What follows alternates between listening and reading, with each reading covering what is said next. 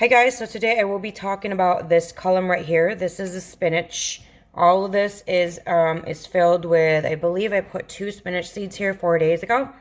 So this has been here, I guess this today would be day 5. So what I did before I put in the seeds is I took this off and the water underneath is warm. I dipped it all the way. I put 2 seeds per cell or pod. And after I shoved it down in the holes, what I did is I got a spoon and I dipped from the water below. And I just poured it on the top about a couple times in each pod. So it's just been sitting there.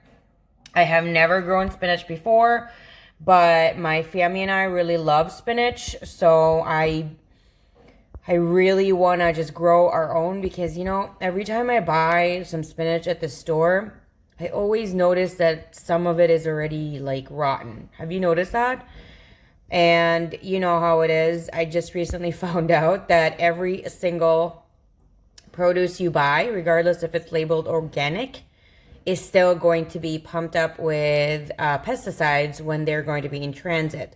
So none of them I guess they were grown organic, but it's not really real. And a cousin of mine, actually, she told me, I guess it was like a year or so ago, she said that there's a requirement. Let's just say you have like 100 acres. There's only a requirement, a specific percentage or acreage that you just need to grow organically. But then the rest of the land doesn't have to be. And all of that crops is still going to be labeled organic. How sad is that? And then we're paying a lot more money for those, but you're not really getting what you're paying for. So, I love to grow stuff, and I've always been really good at growing stuff from seed.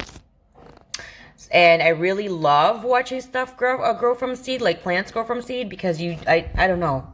I don't know if it's just me, but I just love it. So this is going to be the part 1 vlog for my spinach right here. I will update once there is some growth. We can see some growth on here. It hasn't been a solid 7 days. I don't know when it's going to germinate. Again, I have never grown spinach in my life. I've never grown basil, and this is basil.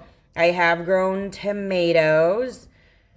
I'm sorry, guys. I've had multiple head traumas, so my memory is in and out. I have short-term and long-term memory loss. I have amnesia. And so what I do know is I have grown tomatoes. I am unsure if I've grown them from seed or I went to a nursery and got them like grown. I could have done both, but I can't be so sure. So let's just say this is the first time I've grown. And this is cherry tomatoes, and this is a dwarf variety. And supposedly this only grows 1 foot height, so I really love that. And my family loves basil and tomatoes as well, and I would like to incorporate more of this year round. I usually don't buy a lot of fresh produce if it's not in the summertime because I'm in the Midwest. So I just go to the frozen version just because those, at least when they harvest them, they already freeze them. So they don't have to go through the pesticide situation when they're being in transit versus the fresh one. But in the summer, as much as possible, we do try to do like fresh produce, you know, because it's just the best. And I also, well, not last summer, but I'm thinking this summer I'm going to try and grow more vegetables again. However, if I'm successful with this, which I am hoping I am, I'm going to keep like produce year round, like the basil and the tomato and now the spinach. I am thinking of adding other plants too, like lettuce probably here, or a bell pepper. Something that can thrive indoors. It's just that bell peppers usually require a lot of light, but I have my plant lights right here. And don't worry, everything that I'm using for this is always going to be linked down below, just like the heat mat that's just constantly on 24/7. Ever since we were using this, like a few months ago, this has been on nonstop. And I love this. I bought this about 10 years ago. A little over 10 years ago, I guess. And this thing is amazing. So I will do update vlogs on these just because this is more of the spinach. Again, this is day 5 and there's still nothing in there, but let's kind of focus in there and see. You see the seed right there? There's a seed right there. And then over here, you can kind of not see anything. And right there, there's a little bit seed, or it could be something sprouting. So they're kind of working their way out. But, you know, just patience is key. And that is another thing when you are growing from seed. From my personal experience, this particular seed starter is really the best. I have tried different kinds. And this, I believe, is like, from my experience and everything that I've noticed in the market, is like creme de la creme. And this baby always gives me 100% in my seeds. There's always sprout. So any other questions that I probably didn't include in sharing with you about this, about my spinach growth, let me know down below. And again, it's my first time, so I hope you're gonna enjoy the journey that I'm gonna be doing, and I will update this as often as I can in regards to any kind of growth in my spinach. So again, any questions, suggestions, advice, or you want to chit chat about seeds and plants, let me know down below. I love hearing from you guys all the time. I hope you enjoyed my video. You're going to hit the like button, and if you haven't yet, hit the subscribe button and the bell so you're notified every single time I do upload a new video. And this is what it typically looks like every day, all day. So I put this on the top, and I do not open it. And as you can see, there is already some condensation because it just keeps on making it humid in there because of the mat. So the mat is very essential, because we did notice that if you don't have the mat on, the germination is not as fast, and it is not, it's just not quite as many, or that the percentage of germination is lower, essentially.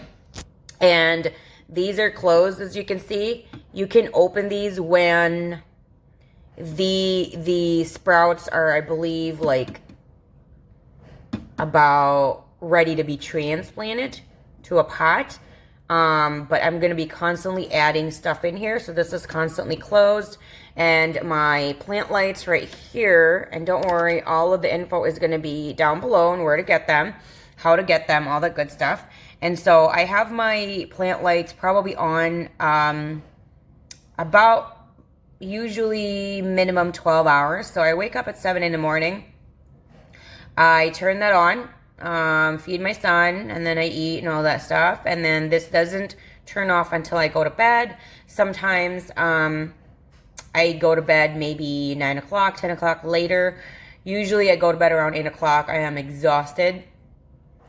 And so I turn this off before I do that. So it typically has minimum 12 hours, excuse me, but sometimes it does go beyond that, just so you know.